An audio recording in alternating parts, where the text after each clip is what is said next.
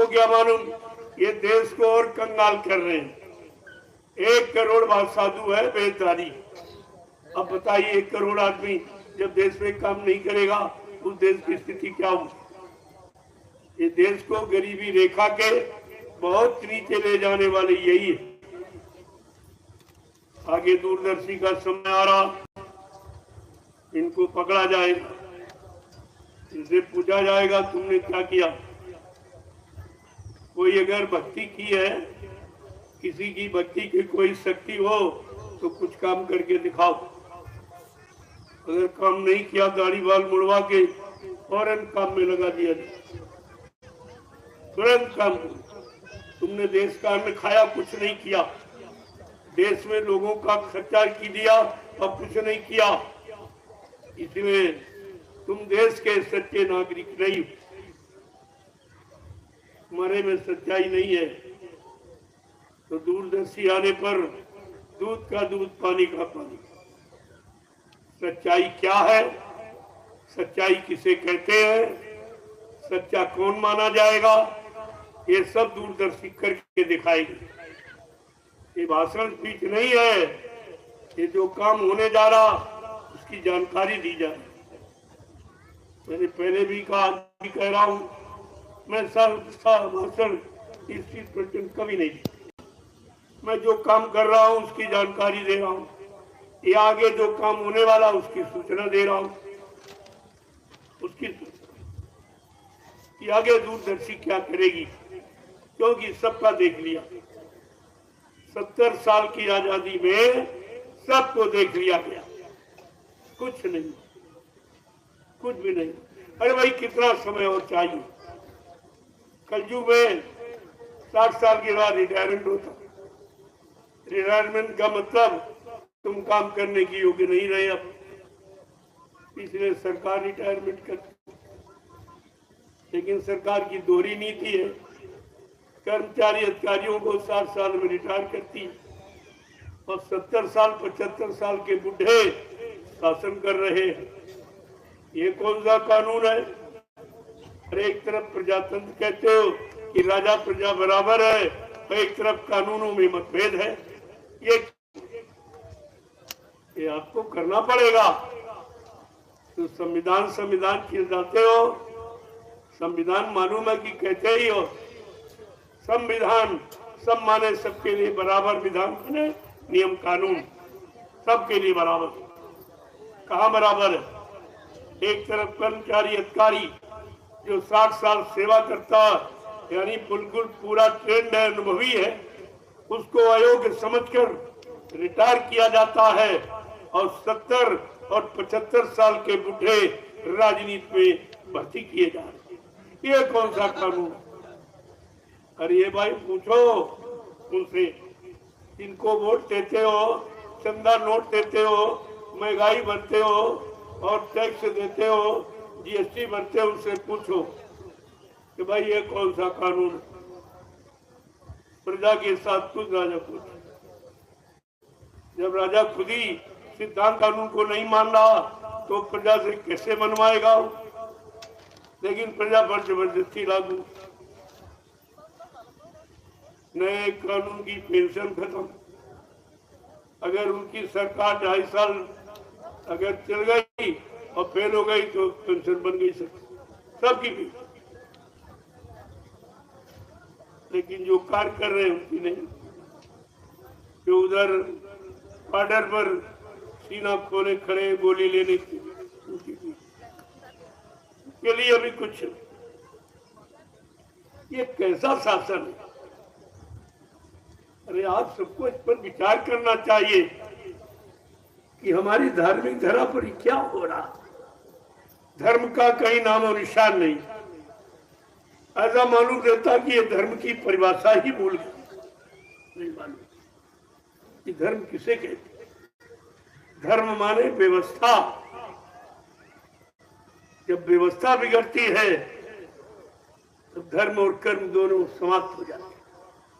आज व्यवस्था चाहे परिवार की देखो, समाज की देखो, देश की देखो, सब बिगड़ी पड़ी है। कहीं पर कुछ दिखाई नहीं देता।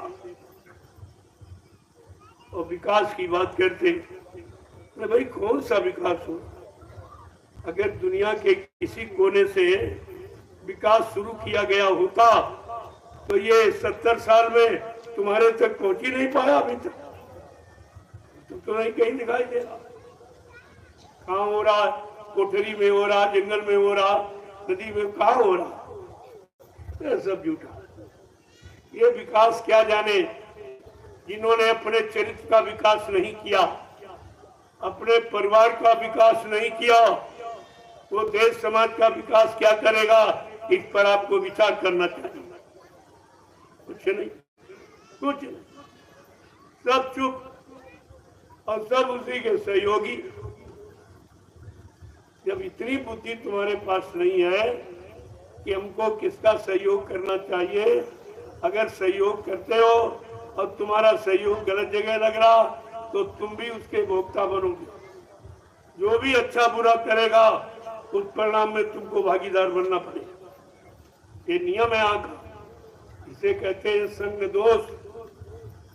जैसे का साथ करोगे और उसका दोष तो आप पर जरूर और आपको भी भोगना पड़ेगा। ये नियम है। कहने का मतलब है कहीं आप दृष्टि नजर डाले तो सुख शांति कहीं दिखाई नहीं देती। सब रोते नजर आ रहे हैं। क्या भारत का इतिहास यही है? क्या भारत का संविधान यही है? क्या भारत के कानून यही है?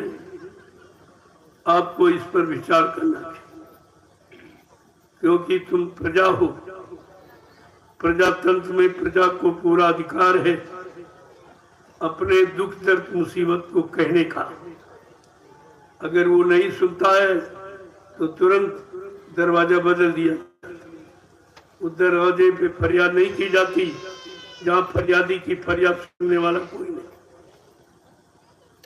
इसीलिए महापुरुषों ने कहा, जहां बेदर्द हाकिम वहां फरियाद क्या करना। जहां सब बेदर्द, इनका कोई दर्द नहीं, इनमें दर्द होने का सवाल ही नहीं, क्योंकि इनके पास दर्द की कोई चीज नहीं।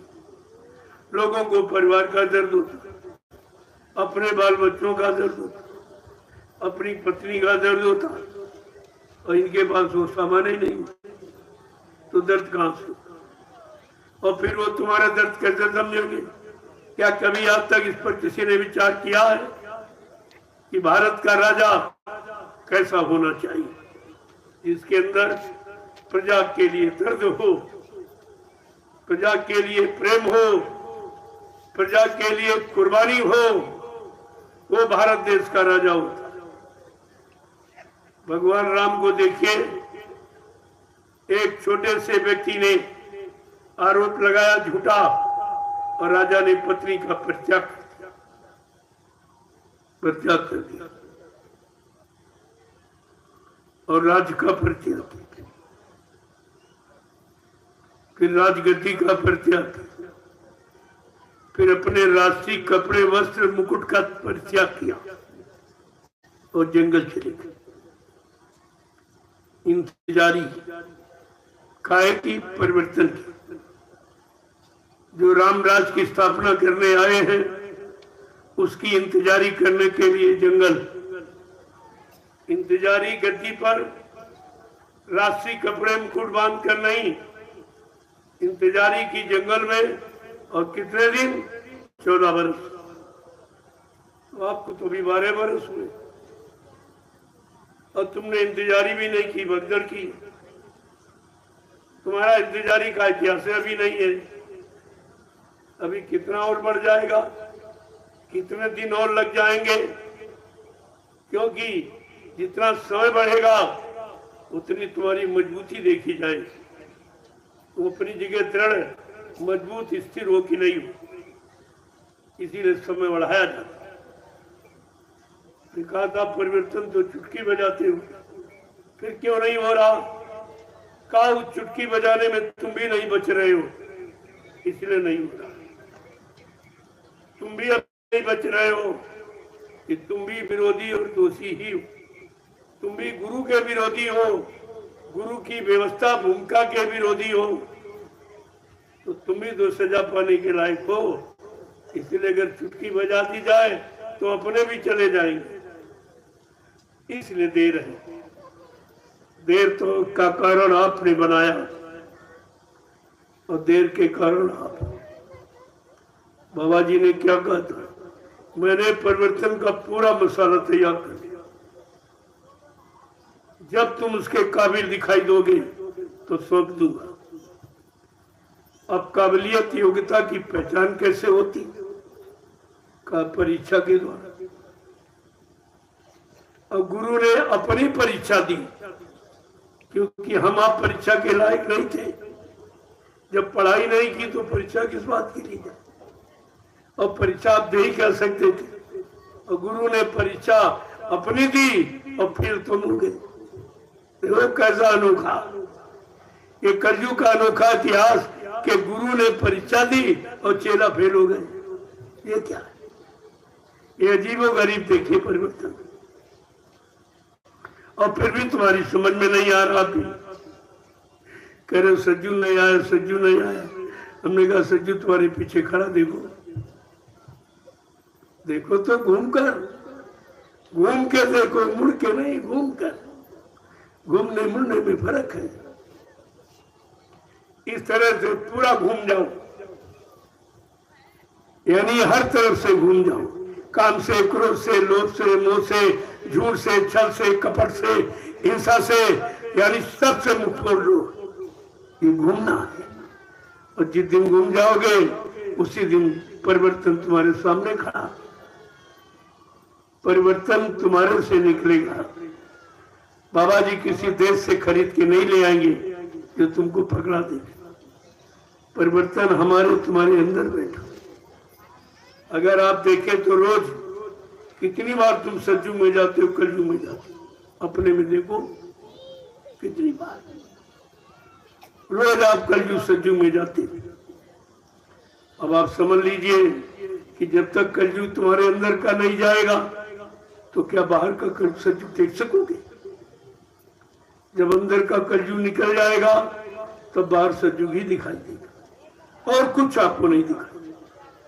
लेकिन अपने अंदर का तो कलजू निकालो, वो तो तुम नित्य प्रति और बढ़ा रहे हो। और जो निकालने आया और उसी को आपने कहा मर के चला गया, तो तुम्हारा कलजू अंदर का निकालेगा कौन। और तुम्हारे में क्षमता है नहीं कि निकाल। तो कहा था बच्चा, नहीं निकालोगे तो सज्जू कलजू के टक्कर में निकल कचू मर जाएगा। देखा था। अब एक कचूमर क्या है, वही तो निकल रहा तुम्हारा। जो रो रहे हो, परेशान हो, यहाँ इतने व्यक्ति आते, कोई ये नहीं कहता कि हमको भगवान प्राप्ति करा दो, ये बीमारी दूर कर दो, झगड़ा दूर कर दो, ये संकट है, बहू नहीं आती है, बेटा नहीं कहना मानता, मरता है, गाली गलौज करता है, ये कोर्ट है, ये कचहरी, मुकदमा है, ये सब हो रहा, यही सब सुनाने आते। कोई ये नहीं कहता कि हमको भगवान चाहिए, भगवान प्राप्ति का रास्ता बता दो, हमको शांति दे दो, हम बैठकर अब भजन करें। कोई नहीं कहता। ऐसा मालूम पड़ता कि भगवान किसी को चाहिए, इसी से फुर्सत नहीं है। झगड़े, झंझट, बीमारी, ये और वो सब दिन रात सुनता हूं, तभी तो पता चलता अभी कोई भक्त ही नहीं है, अभी जगत भगत है। और जगत के भक्त माया के पुजारियों की बात है, और इनसे और अध्यात्म के भक्तों में अंतर है। और कहा दोनों में बैर है, जगत भगत का बैर है। चारों युग प्रमाण, चारों युगों का प्रमाण है कि संसारियों का और भक्तों का हमेशा बैर, ना उनकी मानते ना उनकी मानते, ना उनके अनुसार चलना चाहता ना उसके अनुसार वो चलना चाहता। यही झगड़ा है, इसी को कलयुग कहा जाता। कलह युग, कलह माने लड़ाई झगड़े का युग। और कहीं आप नजर डालिए हर तरफ झगड़ा, पिता पुत्र में झगड़ा, भाई भाई में झगड़ा, पति पत्नी में झगड़ा, जात पाति में झगड़ा, हिंदू मुसलमान में झगड़ा, ये झगड़ा ही झगड़ा चारों तरफ चलता है। राजा रैयत में झगड़ा, गुरु शिष्य में झगड़ा। अब आप कहाँ बच के जाओगे जब माहौल झगड़े का बन गया। महापुरुषों ने कहा, अरे भाई कलयुग घेरे चारी ओर, मनुआ जइयो को नहीं, तुम कहाँ जाओगे। कलयुग ने चारों तरफ घेरा डाल दिया और तुमको उसी घेरे में बंद कर रखा। अब तुम कहीं निकल के जा नहीं सकते। लेकिन महापुरुष ने भी वादा किया, दावा किया, मैं कलयुग को भगाऊंगा और सतयुग को लाऊंगा। ये भी बात बड़ी अनोखी है, बड़ी विचारणीय है कि एक तरफ कलयुग जोर मार रहा, चारों तरफ कुलाल मचा रहा, मार काट, हिंसा, चोरी डकैती, कत्ल बलात्कार, इसको लूटना, इसको तताना, इसकी छीना झपटी, ये महंगाई, ये गरीबी, बेरोजगारी, ये टैक्सों की भरमार, ये सब हो रहा। तो कलयुग तो कितना जोर मार रहा।